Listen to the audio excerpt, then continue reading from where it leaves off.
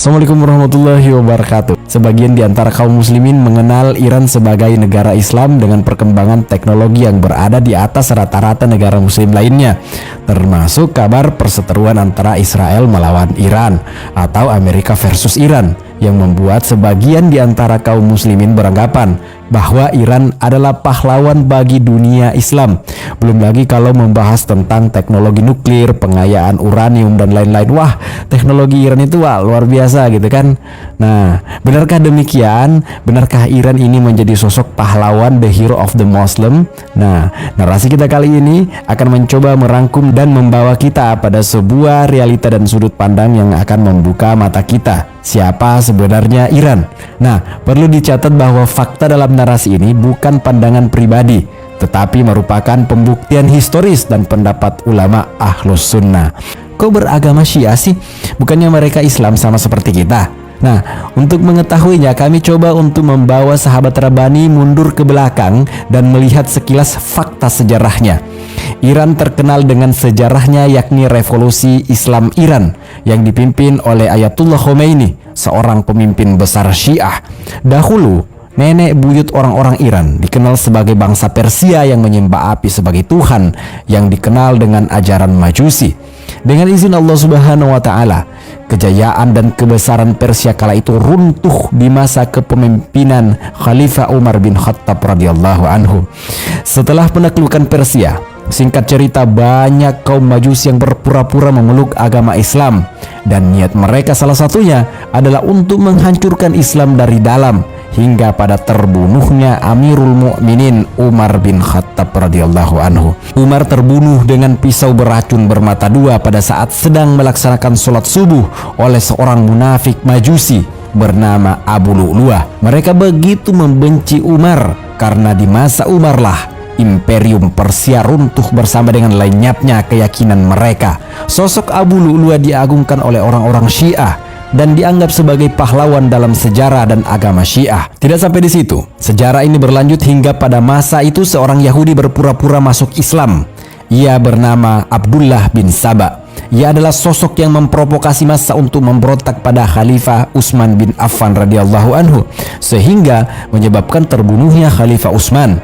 Kemudian pada zaman Khalifah Ali bin Abi Thalib, Abdullah bin Saba mengajak untuk memuja-muja Ali secara berlebihan dan melanjutkan provokasi dengan mengatakan bahwa Ali lah yang semestinya menjadi khalifah setelah wafatnya Rasulullah sallallahu alaihi wasallam, bukan Abu Bakar As-Siddiq. Abdullah bin Saba kemudian memiliki pengikut yang dikenal dengan aliran Sabaiyah, yang menjadi cikal bakal ajaran dan berdirinya Syiah, yang kemudian berhasil memunculkan perpecahan di tengah barisan kaum muslimin. Sahabat Rabbani, Syiah juga bertanggung jawab terhadap terbunuhnya cucu Rasulullah Al-Husain bin Ali pada hari Asyura 10 Muharram di tanah Karbala.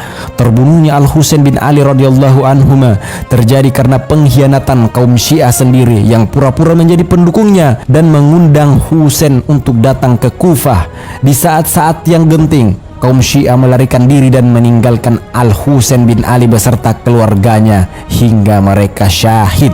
Itulah kenyataan dari sejarah Syiah yang kelam. Sebagian di antara kita meyakini serta mengatakan bahwa pernyataan bahwa Syiah itu sesat dan menyesatkan adalah upaya kelompok di luar Islam, terkhusus kelompok Yahudi, untuk memecah belah umat Islam. Sahabat Rabbani, hendaknya mereka yang berpendapat bahwa Syiah adalah pahlawan, Syiah adalah bagian dari Islam, Syiah tidaklah sesat dan mereka juga bagian dari saudara kita, kami sarankan untuk membaca sejarah yang ditulis oleh ulama-ulama Islam yang amanah, bukan mengambil sumber dari tulisan-tulisan para munafikun dan orientalis yang oportunis dan khianat. Sahabat Rabbani, cukup bagi kita mengetahui akidah orang-orang Syiah yang gemar bertakiyah atau berdusta, maka kita tidak akan mempercayai segala tindak tanduk mereka.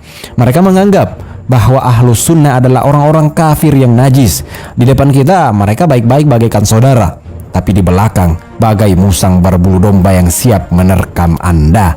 Kajian-kajian mereka memang tidak secara langsung mengkafirkan Ahlus Sunnah, tetapi perlahan mereka menanamkan ketakjuban pada kelompok mereka, dan perlahan tapi pasti akan digiring pada akidah Syiah yang sesat, termasuk di dalamnya adalah racun untuk melakukan kawin kontrak atau yang kita sebut dengan nikah mut'ah yang dihalalkan bagi kelompok Syiah. Jika kelompok mereka lemah, mereka akan mengkampanyekan persatuan dan toleransi. Ini adalah salah satu senjata mereka. Ketika mereka kuat, mereka akan mengintimidasi, seperti yang mereka lakukan di negeri-negeri di mana Syiah berada pada posisi mayoritas atau memiliki kekuasaan. Di Suriah, ada Bashar al-Assad yang berideologi Syiah Nusyariyah yang merupakan salah satu sekte Syiah yang ekstrim. Pemerintah Bashar al-Assad memerangi umat Islam dan kelompok oposisi yang bertujuan agar Bashar al-Assad tetap langgeng di tanah Arab, dan cita-cita revolusi Iran untuk mensyiahkan Arab pun dapat tercapai dengan mulus. Kita lanjut, sahabat Rabbani. Seperti yang telah kita ketahui dan kita sebutkan bahwa kelompok Syiah terus memframing diri mereka sebagai sosok pahlawan di tengah dunia Islam. Mereka memanfaatkan sebuah taktik brilian dengan sandiwara yang berjudul Iran memusuhi Israel atau Iran memusuhi Amerika atau keduanya. Isu ini terus digaungkan di media sekuler dan mendapat banyak simpati dari dunia Islam yang menganggap Iran sebagai bentuk perlawanan dunia Islam terhadap kaum kufar. Ingat bahwa jangan mudah percaya bahwa Syiah betul-betul memusuhi Yahudi. Bagaimana fakta sebenarnya?